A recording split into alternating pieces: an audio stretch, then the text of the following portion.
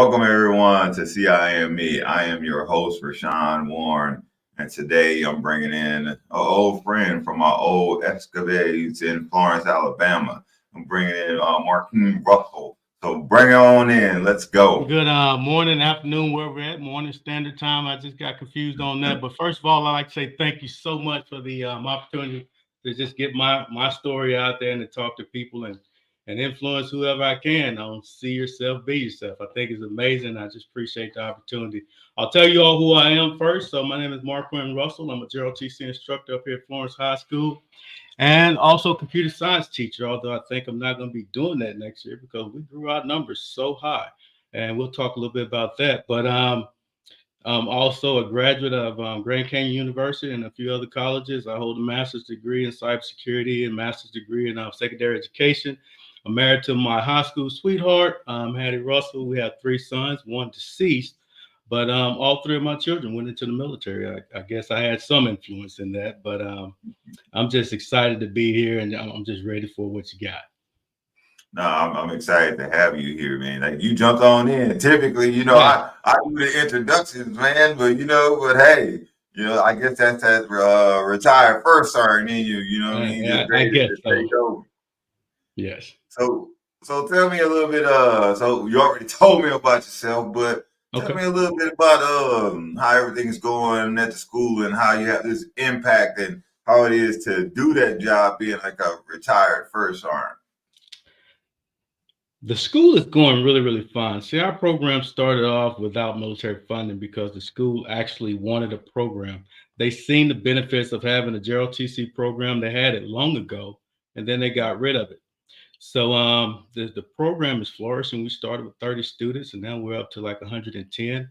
And we're just looking forward to actually continuously growing it and then getting military funding so that that burden will be off the school and funding can come from somewhere else.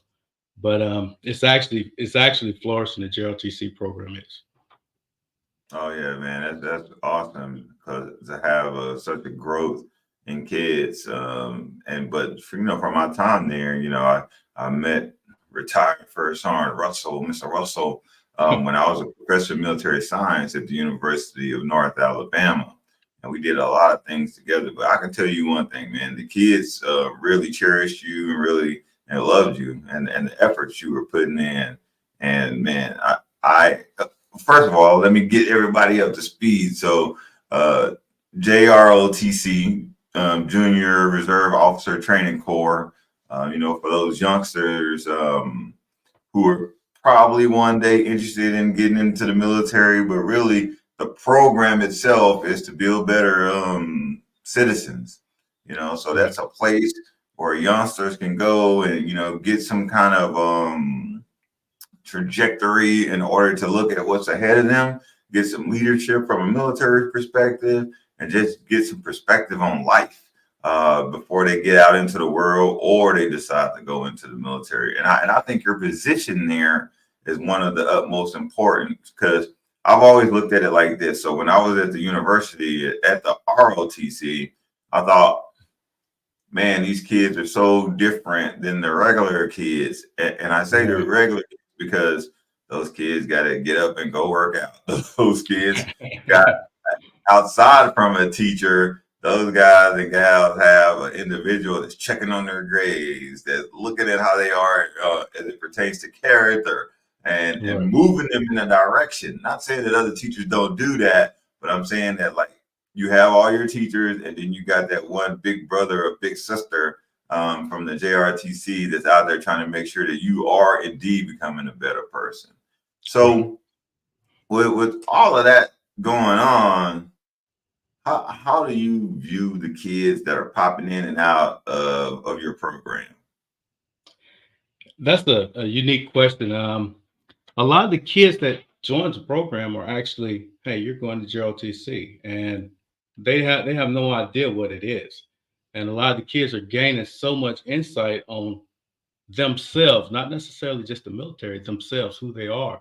I mean, the first year is all about yourself, your intro, interpersonal skills, intrapersonal skills, your behavior, how to control yourself, how to conduct yourself as a person.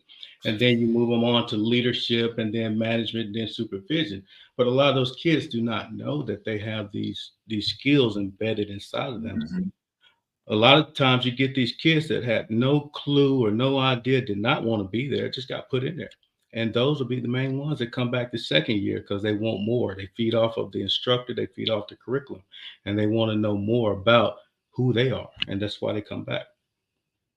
Yeah, that's definitely awesome. But also, even though those kids maybe just end up pop up in there and then they're like, man, I don't want to be here. And then they realize like, man, I got somebody that's actually caring about me, helping me Right. get to where I need to be.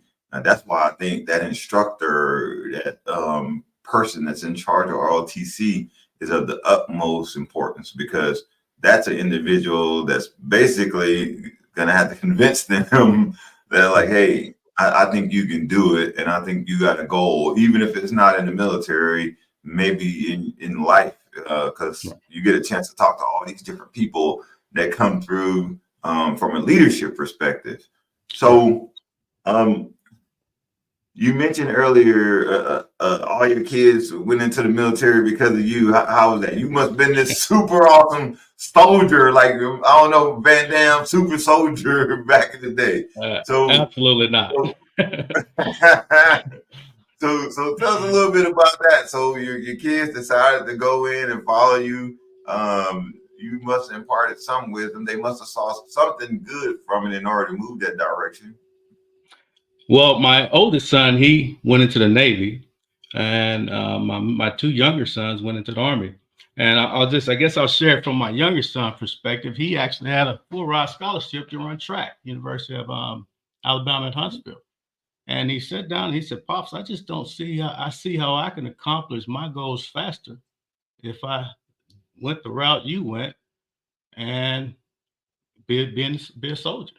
And I said, well, you really got to explain this to me because I mean, you know 4.0 GPA, you got a full ride. I mean, you're good to go.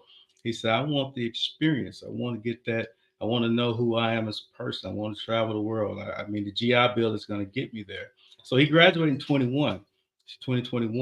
I just went down and promoted him to sergeant in April. And then in May, my family and I went down and we actually went to his graduation from college. So he got his bachelor's degree in 2.5 years. And he told me that's what he was going to do because he's seen a path through the Army faster than any other traditional route. Oh man, that's awesome. For a Yeah. youngster to really make that decision. But when I say he made that decision, he was watching you. He watched where you were going and what you did and was like, this might be what I want to get into. Right. And congratulations on being promoted to sergeant. Great accomplishment. No one is more professional than I, right? Correct. So, Absolutely. all right. Hey, I want to thank you again for being on the show, and I'm ready to get going. But before that, we're going to take a quick break, and then we're going to come right back in, and we're going to talk about your military background. Hi, Joel Maurer, founder of Dink Ninjas. Dink Ninjas was dreamed up and started right here in Austin, Texas, a dynamic pickleball community. We arm pickleballers with the paddles, apparel, and accessories to dink like a ninja. Dink Ninjas is dedicated to supporting mental health awareness and cancer research. Shop our full lineup at dinkninjas.com.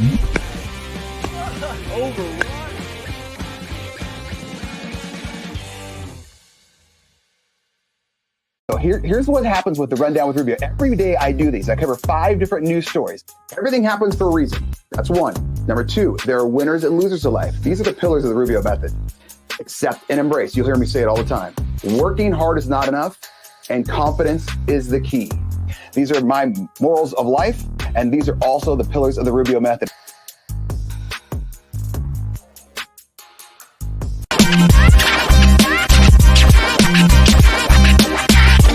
All right, so we're back. So I talked a little bit about in the first segment about your military background. So tell the people out there in TV land, how has your military background influenced your teaching and approach to interacting with the students? I think that my military background had a really big impact on my teaching style and my interaction with the students. Um, the military takes a person and they put them in an environment, and you have to do nothing but function and evolve.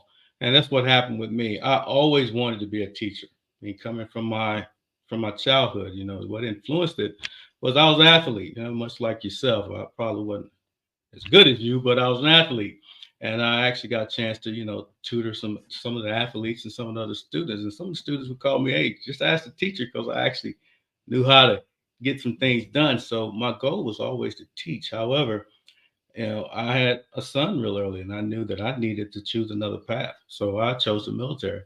And but the military gave me different routes, and the way the military teaches you, like through numerous schools, I say ALC, SLC, EO school, and all these different schools. The military teaches on an eighth grade level. A lot of people don't realize that. They break something down Barney style, and they show you how to do these things. So being able to have some instructor time in my military career gave me a chance to see what actually works with younger people, students, even adults. And you can actually reach people because you learn how to make education tangible. All right, that's what the military does. It puts it in a way that I can go out there and I can reach it, I can see it, I can do it. And if you can teach somebody to learn something rather than just remember, if they learn it, they'll never forget it. Or you can always recall some portions of that. But most people approach learning as remembering, but learning is learning. So the military had a really big influence on me teaching people how to actually learn versus remembering and retaining information. Oh yeah, I definitely agree with that. The way that the military has taught and informed me. I had a leader once tell me that we all learn with the intent to teach. So Right. all of those things that are coming into our mind, we're being taught that with the understanding that one day we're going to have to teach Right. somebody else subordinate to us, and to break it down, as they say, always to the lowest level. Right. So yeah, I definitely agree with that, and I think, like you said, though the military is teaching at the A grade level, because the military is trying to enhance understanding. Now Right. the concepts may be up in the sky, but Oh yeah. when they're instructing you, they're like, hey, bro, you got this, right? Yeah. And so yeah, that's a good breakdown. And I think that skill set, transitions well. Because I was a captain career course instructor Correct. for 3 years. Then I was a professor of military science. So I had 6 years um, actively teaching in the institutional domain. So I definitely see where you're coming from with that. So tell me about you have any experiences that that from your time in the military that kind of shaped your perspective on leadership and mentorship? Yes. Yes. I'll tell you, first of all, combat actually really Mm, changes your perspective a lot on leadership. So to say, you get taught, leadership is the ability to influence and purpose, motivation, direction, all that. You get taught all that stuff and it's drilled in your mind. But when you actually got to put it to test out there in combat, and you got the fate of lives in your hands now, so to say, and success and failures of mission in your hand, it changes a lot because it makes you a little bit more focused. It changes your attention to detail because the mm, details matter. So that changed my perspective a lot on leadership. But I guess an old story about an old command sergeant major Reitmeyer from field artillery kind of goes with that word mentorship. um, he asked me one time. He said, "What do you think a coach, a teacher, and a mentor is?" And, I said, "I don't know. We out in the field. It's hot. I don't know." I said, "They do the same thing. It's all the same." He said, "Yeah, you're right." He said, "But there's one distinct difference." I said, "Well, I don't know what that is." He said, "You select your mentor." He said, mm, "That's the difference." He said, "You have to select a mentor." He said, and he asked me, "Do you have a mentor?" And I said, "Well, quite frankly, I don't." I said, "Maybe I should." He said, "It should be somebody close to you, somebody that you know, somebody that's going the same path or the direction that you want to go."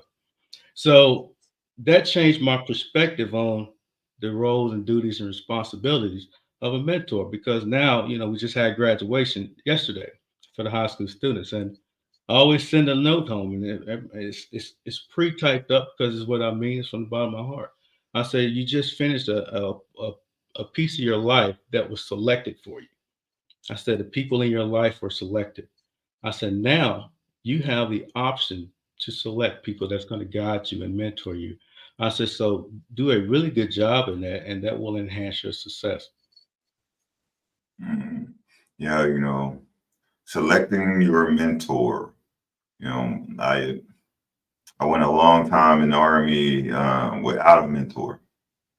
Um, I think primarily because I've always been a loner dude, right? So I just kind of I'll figure it out. I had a lot of coaches, for playing Absolutely. board all my life. I had a lot of coaches, but for a long time I just never felt comfortable, and I think that's another thing that we probably need to throw into that, right? Right. We hope that leaders are engaging, that leaders are not that they have to, be available for everybody like that, but like somebody should be able to say, you know what, that's the guy and gal that I want to be like, or I think can help me, because they may have Right. experienced the same things as you experience, right?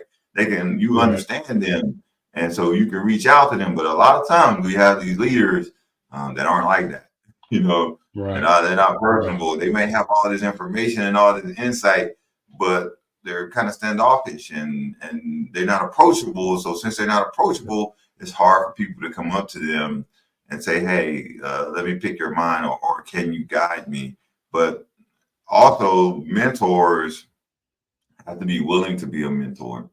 Correct. You know, Correct. some people are like really, really smart and they may say yes to you, but it's just because they didn't want to say no to you. So Right. yeah, that was kudos from the sergeant major from throwing that out. And he's absolutely right. Like, my coaches are teaching me things actively. Correct. They're showing me how to do things. But that mentor, I can bounce ideas off of, and I can have those real conversations without fear of a Right. retaliatory response. You know what I mean? Absolutely. Absolutely. So what inspired you to transition from the military to become a teacher? Like, what made you say, you know what, I'm out of here. Let me go on and go get in the schoolhouse. Well, I promised my wife 20 years, so I didn't want to Mhm. do no more than that. And not to go off script from the question, but I always tell students that you always got to be working for something while you're in the military. So I always knew that that was a pathway I could take. And I majored in multiple things because I don't like to be a one trick pony, so to say. I want to be able to Yeah. pick a destiny, choose a route. So I did not choose to go back into teaching. Teaching chose me. I'll just throw it out there like that. I had no desires to teach. After by the time I hit 20 years in the military, that was it. I said, I'm gonna go chase the money like everybody else. And I did that. I did that for a year, and I got tired of commuting and doing all of that. So a job opened up at the schoolhouse, Florence High School, to work on the school's network, and that's what I said. I'm gonna go apply for that, and I got an interview. And the players there, they asked me every question about that job, other than every question about teaching, other than the job I applied for. So it was so funny. It's like, well, you got a master's in education. Why are you want to do this job? But needless to say, I got about an hour. An hour after that interview, they called me up, asked me if I wanted to open the JROTC. I said, "Yeah, that sounds cool." And I didn't think nothing of it because that was 8 more months for the next school year. And they called me back, and I said, "Well, yeah, that sounds like a good idea." And they said, "Well, the caveat is, can you teach computer science too?" And I was like, "Oh man, that's the last thing I want to teach." You know what I mean? Yeah. However, I kind of want to stray away from networking, but it's an easy subject for me to teach, but I did not want to teach it. So to answer your question, I had no plans on coming back to be a teacher, but I'm a firm believer that, oh my God puts me where I need to be. And so that's why I'm where I'm at. Yeah. Just the funny thing about life, man, life takes you in like these weird places and the unexpected. But I think, like the universe has a plan for people, right? Oh, yes, Because absolutely. we typically end up in things that we're good at. You know, I tell you, I think I may have told you this. Like, I remember when I was a youngster, I'm getting ready to go to college. I'm in high school. Me and my brother sitting in the living room. Recruiter guy walks up to the door, knocks on the door. My brother's like, "Hey, who at the door?" I'm like, "Man, it's an army dude out there." It's like he's like he's like I'm looking for Mr. Warren. I like, "You got the wrong house, bro." He's like, "What?" I'm like, "Hey, you got the wrong house. Ain't nobody here going into the military, man." And he's like, "Hey, can I just really kind of talk to you? You filled out this paper. I think we took an ASVAB at school or something." And I was like, "Hey," I said, "ain't nobody in this house going to the military." And I said, "So you can go on and get out of here." So he rode out. Me and Right. my brother laughing like crazy, like, "Man, can you leave the army dude try to come get us?" And now I'm sitting back in the army, like 19 years, like, golly, man. Like, Absolutely. man, I don't know. It was probably meant to be, man. Bunch of twists and turns. So, yeah, you know, and definitely, I would say, you know, from my perspective, I say, hey, Florence, Alabama, you know, high school got a character, a person of great character in you, and I really enjoyed watching you with the kids. And you know, another thing that I would say is that, I tried to go to every event that I could. I tried my best, but you know, when the students would show up, I would see you there with them. And I think that's the biggest part about leadership, you know, being present. Because hey, I will tell you what, is my in my stint as a professor of military science, and even in the being in the regular army, when you go to those extracurricular things, you don't typically see leaders. You Right. do not typically see it, but see the leader there with the kids. You don't understand. Well, maybe you do understand the message that you send into those youngsters about being available and being present. Right. So kudos to you, man. Hey, we're gonna go to another quick break, and then we'll get back into the second segment of this. Okay. Hello, I'm Dr. Isabel, and this is my husband, nutritional chef Michael. Did you know that your brain is your number one muscle? And when your brain health is in tip-top form, your life will be amazing. We'd love for you to come join us in the Healthy Brain Club. To learn more and to grab your seat today, go to doctoronamission.com. Here's the deal. We know that medicine is happening in communities. We learn from other people's questions. The areas that we're going to be focusing on are nutrition, gut health, lots of hormones, sleep, exercise, and having the right thoughts. So we'd love to have you join us in the Healthy Brain Club. See you on the inside.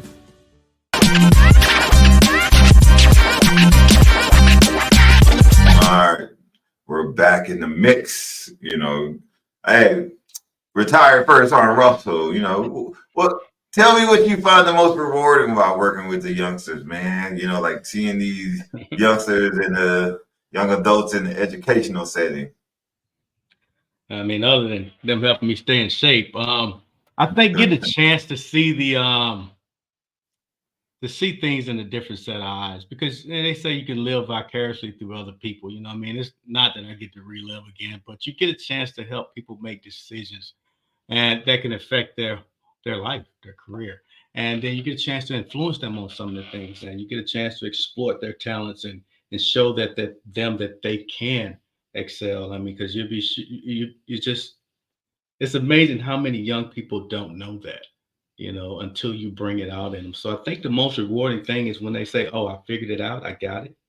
I can do it. Oh, this is what I did." And then you see them walk across that stage with all their little stuff on, saying that they accomplished something. And looking at it from the teacher standpoint, the military is huge. You know, one of the influences controlling your environment. You know, so you get a chance to say, "Hey, this is some of the things that you can do for your classroom management. These are the things that I would do." If you just come in and you don't say the principal said, you say I said, because you don't want to give the principal, you don't want to give your authority away all the time. It's the small things like that, the little nuggets you can give them, because it changes dynamics for their class. And then you can also tell them, you got to let these young teachers know, hey, you're doing a great job. I mean, I know you had a rough day, but you're doing a great job, and it helps them continue what they're doing on a daily basis. So it's I think it's an honor, because I mean, I don't work really. People say you go to work. I don't go to work. I just go to the school. I don't really work, because I think I'm doing what I really want to do. So I don't really work. But I enjoy, those little moments where you get a chance to, influence somebody, a younger person, and so they can be a little bit more successful. Yeah, I like that example. You talk about, don't say the principal, say it. Like, you retain your power as a leader. I think those are the Right. things we learn when we're young, right? The commander said that we gotta, like, nah, man, commander gave you some marching orders and you got to go Right. own it. You got to roll in there and say, hey, team, this is what we're going to do. Because the understanding of it is that, some things are unpopular with others. Yes. It's just the way of the world, right? The way of leading, the way of Right. being who you are. But if you're a leader and people really like you, and you go in there and say, well, first on Russell told us we got to do this, man. It sucks. Now they know that you don't believe in the mission. Right. And Right. and you're not owning up to it. So you kind of like tear it down just a little bit. So, Right. you keep talking about a little bit about like, yeah, man, you see the kids grow. You're assisting them, you're watching them take ownership. They're walking around with their medals. So it sounds to me, man, like you're super dialed in. But as far as their growth and their development, so in what ways do you foster a supportive, inclusive environments for the students? Gleaning from your own experiences. That word inclusive is very tough. Yeah. I think in order to tackle inclusion, you have to understand the strengths and weaknesses of your students. And I mean, even your unit, your team, or whatever, you got a team or squad, you got to understand the strengths and weaknesses in order to make them included. So you pray on that. One thing that I do is, if somebody's strong in something, I pair them with somebody weak in that area, and vice versa. And also, one of the first things we talk about, and we kind of skip around our chapter, is diversity, because we got to understand, we have to understand each other and accept one another for who they are, regardless of what you think. You have to accept people. So when people feel like we are all part of this one big happy family, inclusion starts to happen. Because I can get a kid that's from you know, I guess you would say like able works, very, very hard learning abilities, from a kid that's the brightest kid in the school, so you get a range of students, and you got to learn how to make them believe in one another, to uplift one another. I think that is one of the biggest things that you can do when you're looking at the diversity and trying to get everybody included into one different team. Yeah, because the reason that inclusion is important, because the military is one of those organizations where you don't really get to pick your team. Right. You got people showing up from all over the places, all different walks of life, different backgrounds, culturally, however you want to see it, right? And when they show up as a leader, you have to be in tune to that. So inclusion, diversity, equity, and inclusion, that all got to be wired into who you are, because you may have somebody that come in from a particular socioeconomic background, right? Correct. And sometimes we don't take that into consideration. I can give you an example. So like you're talking about, I came into the military, and I'm from a really poor neighborhood, right? So some experiences that other people have or had, I didn't necessarily have. Correct. I was just kind of like, floating around. A lot of things that we saw problems like this, you know, all the time. Yeah. You know, so like, oh, you got beef? Let's do this, you know. Yeah. Uh, Absolutely. but you know, you have to have those people who like, hey, hold on. This is Yeah. this is how you get things done. This is how you tie into this particular demographic, or maybe from culturally, you know. I mean, yeah, another thing come in from a certain way. Some people believe certain things. Some people love certain people, and Right. you got to put your biases aside and not only think that you're being welcoming. That individual that's part of your organization Right. now has to feel that you are welcoming. What do you think about that? You know, I know you get people from, you know, from my time in Florence, Alabama, you know, you got some people that live up on the hill out there. You got some people that's out in the city out there, you know. So and I'm assuming that those people are coming together. How do you handle that?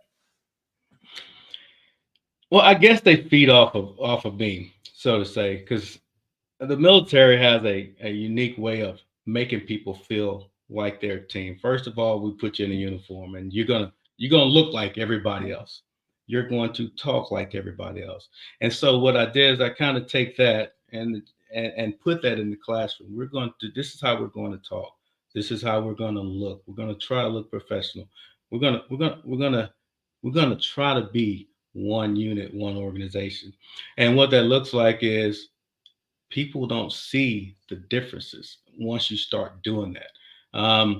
I could say a lot of my kids don't see the differences. They don't mock one another in the classroom because somebody don't have or somebody got a lot. That's a big deal too. Somebody got a lot and you think you the rich boy or the rich girl.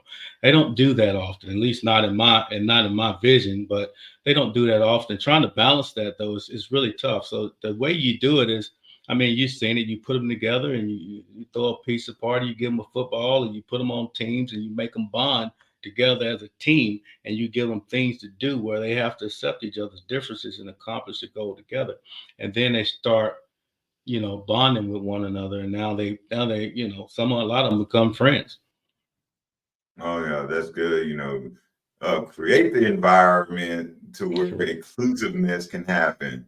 You know, because I guess if you just sat in there every day and like, all right, man, here go the screen. This is what we're gonna talk about. You know, people are still somewhat separated.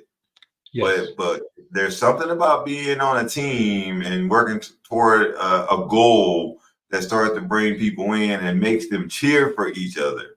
You know, Correct. oh yeah. So Correct. and the pizza party, you know, I remember I went to one of your pizza parties that one day, man. I ate so many pieces, you know, I man. mean, But that yeah, pizza party we had, I mean, that's the thing about JROTC. I mean, it'd be so many students that's not even affiliated with my program show up and they just all want to be a part of something. So I mean, I call them my honorary students. So they just love being a part of something. So, but yes. yeah. I walk in. I remember I walk in the building with my uniform on. They were like, "Oh, I can take you to the classroom." I was like, "You don't even know where I'm going, man." They're like, "No, no, no. Let me get you around." I'm like, "All right, got you." So they're definitely dialed in. You know, what advice would you give to like, a young adult out there that's considering a career path in the military, or like want to get some more computer science? What advice are you giving to those youngsters as you see them every day in the school? Now I don't know if this would be some sound advice. I think it is. However, I tell Let's people, go. I tell individuals, do not look at the military as a career. I said, Mm, because things can happen along the way where you might get separated. I said, so every day that you're in the military, you're working to get out. I said, so if something happened, you break a leg or something, and you no longer can perform those duties, you have a second pathway. So a lot of people, and I see my junior soldiers do this a lot. When they were, I'm being here for the long haul, they'll make sergeant and they pan out because they are not working or preparing themselves to get out. So I'm always trying to tell them to prepare themselves for tomorrow. So you work in this military career as if you're getting out, because if something happens, you'll be okay. So I'll give you an example. When I was going through the military, I mean, I finished my bachelor's degree, and at that time, some first classes didn't really need a bachelor's degree. They're like, why are you trying to get a bachelor's degree? And I said, yeah, and I'm going on for a master's. Well, why are you doing that? I said, because tomorrow isn't guaranteed in the military. I said, so when I get out, I'm gonna teach. I know that's what I'm gonna do, and I can tell you that's what I'm gonna do because I'll be qualified. So I tell youngsters when you go in the military is you take it turn by turn. All right, you're always working to progress in the military, but you are also working for that last day that you're in because you will accomplish a lot. So when you get out, you don't need a lot of different resources to posture yourself for success outside the military. So I tell them take it turn by turn, accomplish as much as you can each term. So you can have a decision if you want to stay in or if you want to get out. But for the youngsters considering computer science, they don't really consider it for teaching. A lot of them, I tell them, if you want to consider a career in computer science or the technical IT field, you can get a degree. It's amazing if you get one, but certifications run that domain. It's about what certification you have. You can literally go out and get a $300-400 Net Plus or Security Plus certification, and you can go right down the street to a restaurant Arsenal and make $70,000 a year. And you're starting off. You might want to visit that education down the road, but if you're just looking for a good stable job, it's about the certifications. So education holds a really big part of your learning process, but some jobs, depends on the career field you're looking at, you need to get some certifications. And if you're doing both, you're just gonna be really set up for success. But some things, just a certification is really good. So I kind of really help push that certification process with our career tech. And hopefully one day we'll bring cybersecurity patriots to our JROTC program so we can get JROTC students, certified and with some certifications, and they can continue their career as IT techs or join the military into one of these special IT fields. Oh man, you talking about setting people up for success, man. That's what it's all about. You got a lot going on. You got all these students that are like rotating through each day that you're giving a lot of energy to. You got your own family that you giving energy to. You got the fishing boat that you're giving energy to. So with all that going on, man, how do you balance the demands of teaching? I mean, with your role as a parent, a spouse, like what strategies are you throwing out there to keep that work-life balance? Balance for me is kind of simple. I'm almost virtually empty nester right now. So I mean, all my kids are gone, just my wife and I. So she go to work, I go to work, and we have our own identities there. And we come home, we relax, and that's primarily why I didn't get out and go into teaching a lot sooner, because I had young kids, and so looking at teaching and looking at that balance for younger people, younger teachers, I see them do it all the time. They got to drop their kid off at daycare, then they got to come to school, and then they teach, and then they got to hurry up and go pick their kid up. That's a tough life to balance, so it's hard for them to find balance, especially if both of them are working, both families are working, both people in the family are working. It's tough to find that balance. But balance for me is really simple. I don't work when I go to school, so I mean it's pretty simple for me. And my sons are doing well, and they call for some advice. I'll drop a little knowledge on them, and that's about it. But balance for me is actually pretty easy. Way easier than it was when I was in the military. Hey, you know what? I think balance is essential to all people.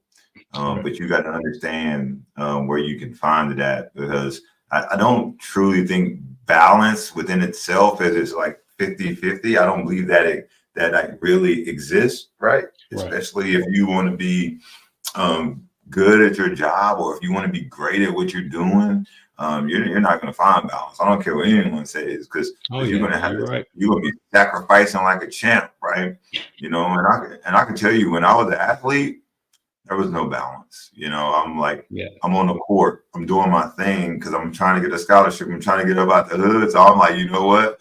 I'm gonna spend all day at this park hooping, or wherever park I can go. But academically, I struggled because I didn't think academics was what was going to get me to where I needed to be at that stage in life. When I joined the military, I gave the military everything every day. really, one, because I genuinely care about people, but two, I'm like, all right, now that I'm doing this thing, I got to get to 20 years, and if I don't get promoted, I'm in trouble, right? So I gave the military so much. I missed everything with my son, most of the stuff with my wife and everything. But at this point in the game, I'm like, I'm about to take this trip. It get a little easier. I'm about to take some leave. I wasn't doing none of that, and then I'm pretty sure that's something that you have to endure, right? Right. At some point you have to say to yourself, like, dang, you know what? I'm not spending enough time on this side over here, right? Like you said, your wife was like, hey, 20 years, bro. You got 20 years and you're coming back to the house, right? So, if you really think about balance, you probably said, hey, I hit this 20. Let me really think. Do I want to keep it moving? No, I promised some other people some things. My wife right now is like, I'm ready for you to come back to the house, And I'm like, well, I'm close, babe. But I still think back, my balance was off because I missed a lot of things with my son. I missed a lot of basketball games. I missed a lot of growth because at that point, I was worried about, I will always place the mission first. I would never accept defeat. I would never quit. Like all of that it still burns in my head. But at some point, I should have been like, and I regret it. At some point, I should have been like, family. Yeah. I was like, damn, man, I missed Marquin's basketball game. They told me to take this job, so I went to do this job, and that took me away from my family. But I'm like, I'm getting it, babe. I'm working. I'm doing my thing. And then next thing I know, he was grown. You talk about balance, and it's easier for me to find that now. I couldn't find it 20 years ago. I couldn't find it. And the kids, you got some kids taking AP honors. They're athletes. They're just in it. They got a lot going on. And I'd be like, I can't find that balance. I said, well, you know what that means? That means that you are grinding. I said, from the ages of 17 to 24, 25 years old, if you're not grinding, you're going to have some years where you're missing out. I said, because you can posture yourself for success from the age of 17 to 24. They didn't tell me that. I didn't know that, there was no education for me. I wanted to teach. There was no education. There was no, go to work. You got a child, just go to work, hit that manufacturing job. That's it. I wasn't taught how to grind, so when I turned 24 in basic training is when I start realizing these things, this is the pathway to success. This is how you grind. And then I got the money to go to college and all this stuff. So I was telling them they can start significantly 7 to 10 years earlier than I did, and they'll be set for the rest of their life. So I said, if you find yourself with a lot of time doing a lot of the things that you want to do at 17 to 24 years old, you're probably not grinding it out and doing the things you need to do to posture you for the rest of your life. I said, so sometimes you're gonna miss a lot of that stuff. You're gonna miss those things. I said, but that's just part of the grind so that you can get where you want to go. And it's a hard thing to balance those things when you're young. But a lot of times that total chaos is what's going to teach you those lifelong lessons. You got to make those mistakes so you know how to recover from them and do better the next time. So like right now, I can find the balance and I'm fine, but I didn't find no balance 20 years ago. It was just straight getting after it. Oh, yeah. And I really think in the military, man, you'll be hard pressed to find somebody with absolute balance. Well, not even in the military, in any profession where you're seeking to move up, any profession out there, y'all hear that, people? Any profession out there where you're trying to move up, profession, you're going to have to put in some extra work, long nights, and I can kind of use my wife for an example right now. She just got a promotion to a new job, right? And she was grinding, man. Like when she was doing her doctorate degree, man, she was sitting at that table. She was so feisty. Like, hey, I'm trying to do this thing right now, And but you know what? It paid off for her, just like it'll pay off for everybody else who really want to get into something. Hey, let's go to another quick commercial break and then we'll jump right back into the conversation. Hello, welcome to Veritas. I'm your host, Adam Colazetti, and I'm here to guide you on a meditative adventure like no other. Join me and lose yourself in your imagination as we travel the outer reaches of the cosmos, quest for powerful talismans, and explore the inner realm of your subconscious. What might you find along the way? But be warned, fair traveler, this path is not for the faint of heart. On this path, of one thing I am certain, dragons be here. Are you ready?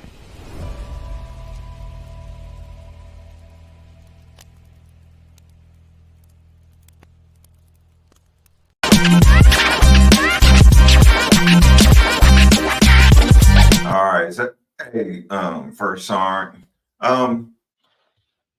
with all of this we've been talking about today, what legacy do you hope to leave through your work as a teacher, as a JROTC instructor? You know, how do you envision impacting the lives of these future generations? I would have to say the legacy I want to lead is to tell young kids to always do their best, put their best foot forward, and it'll pay off. Hard work will pay off if you put your best foot forward. That's in anything you do, and even with people. Because what'll happen is, in return, people will actually know and remember who you are, and they'll be always there to support you.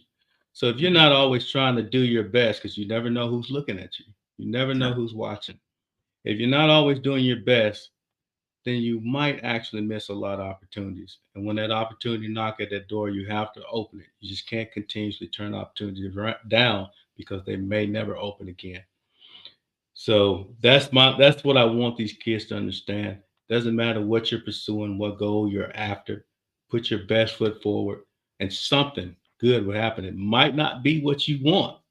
It might be totally something else, but something good will happen and people will remember you, and you want to be remembered for your name. You only get one name, and what you do with it is up to you. Every day is a job interview. Absolutely. No matter where you at, no matter who you around, because you're absolutely correct. You never know who's watching, and sometimes you think people who are impactful or can impact your life look a certain way. You know, you never know who is who. And you probably can attest, as I can attest, there have been many occasions where, you know, like Lieutenant Colonel Warren is just walking around with his white beater on at the gym, sitting, listening to people act crazy.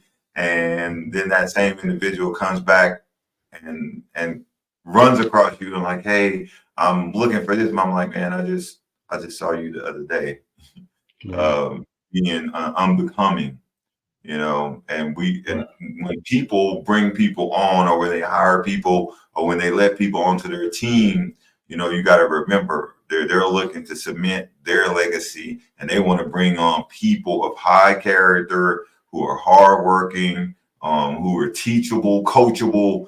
And it just takes one moment to show somebody that you could potentially not be that, even though that may not be the case. So I think your efforts in Florence High impacting the youngsters of the JROTC program are paramount. You know, it's important that they come and they see an individual such as yourself and want to continue to move forward. What advice would you give to aspiring teachers, man, who are passionate about like making a difference in young people? Because those folks are out there too.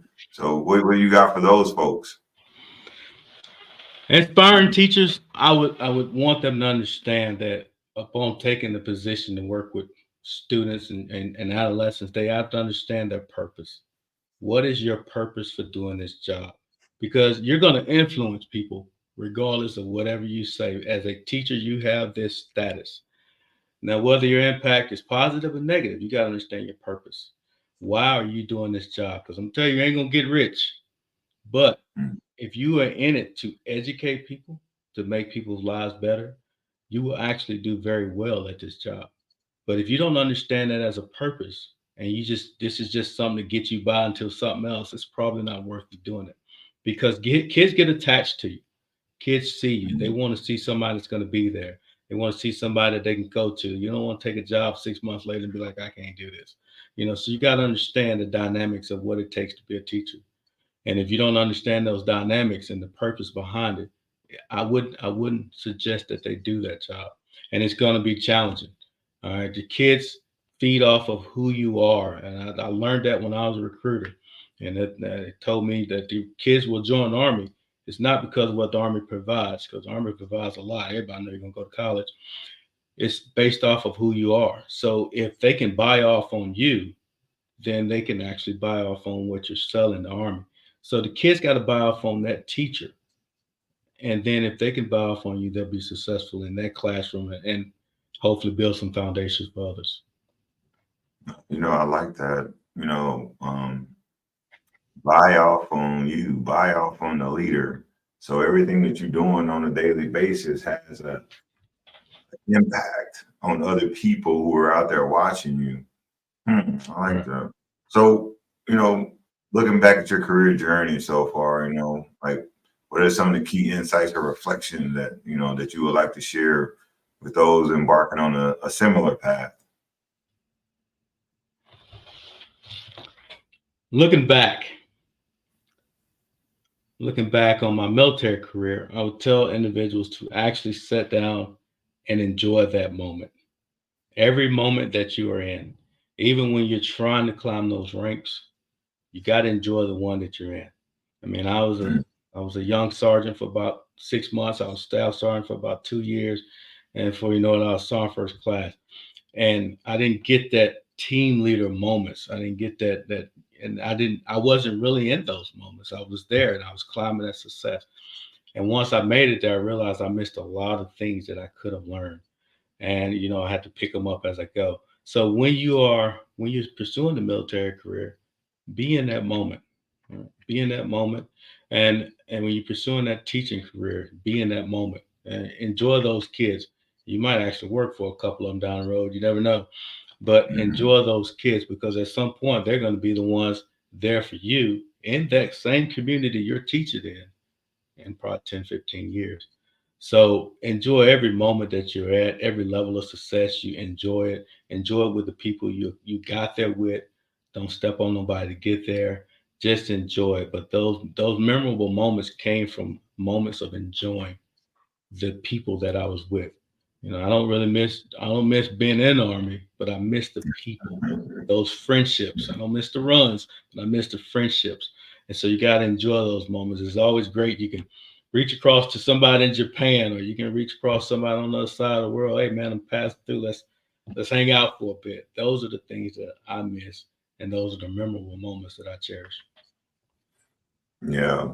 Bonding, having those relationships available, just like we're here today, is because of relationships, right?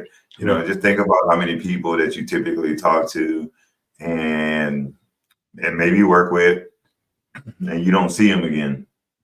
Yeah.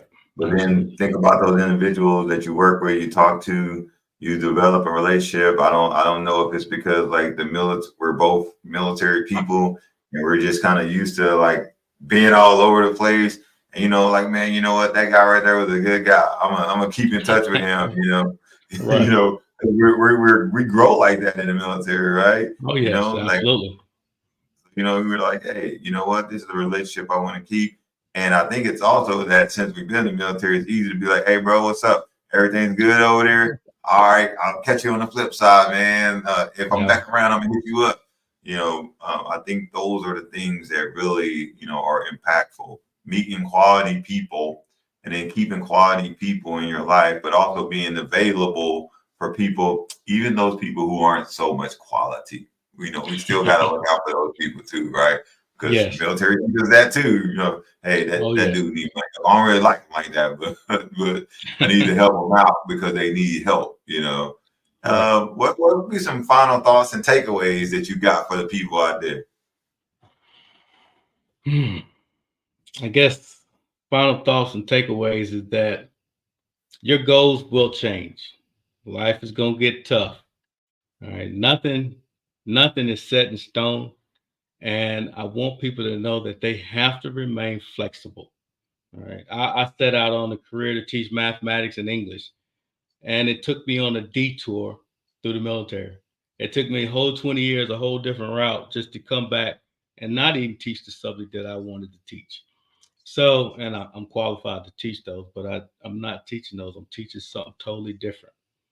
So if you remain flexible, let the journey take you and just do what you possibly can. Readjust your goals, constantly work on the goal. Don't just not have any. Man without some goals, a man ain't working towards something. But constantly reaffirm your goals, constantly readjust them and make those changes. And if you're always working towards something, you will accomplish that success. I tell all my kids, I said, your parents would all tell you can be the president, but I'm probably going to be the only one to tell you can't. I said, because first of all, there's only one president within a 4 to 8 year span of time. There's a whole 8 million or however many people in the nation. I said, what do you think your likelihood of being the president during the time frame of age to 32 when you're able to be one, or 32, 36, on up to that time frame? What is the likelihood, even if you meet all the qualifications? However, if you're constantly working and you want to be a president, you will achieve some political success. You will achieve a lot of success if you constantly got that focus. So maintain your goals, make sure that you can be flexible, and just let God move you. Yeah, the good stuff. Work toward who you want to be, and sometimes success doesn't look like it looks for everybody else. You know, we have a tendency to get geared into what people in said organizations say success is. You know, if you get this job, I mean, you won, you did it. Nah, success is inherent to the individual. Success is inherent to what makes you happy and what makes you feel like a winner. And that's different for all people who engage in their own journey. And that has to be taken into account, because if you look at what other people deem success to be and you don't reach that, you have the potential to not feel good about yourself. And I think the whole mission of life is, one, to be a contributor to society, two, to help other people, three, be happy with who you are. Right. So we all got to continue. Hey, Pershawn, thank you for being a participant on the show today and sharing your insight and your story. I really appreciate you coming on, but I also appreciate your friendship, and I appreciate the individual that I know you to be. You got any parting shots for the people out on the TV land or listening out on the radio? No, I'll just say go Falcons. I'll get out of here. All right, everyone. Hey, I'm your host, Rashawn Warren, and thank you for joining. We'll see you next time. Listen.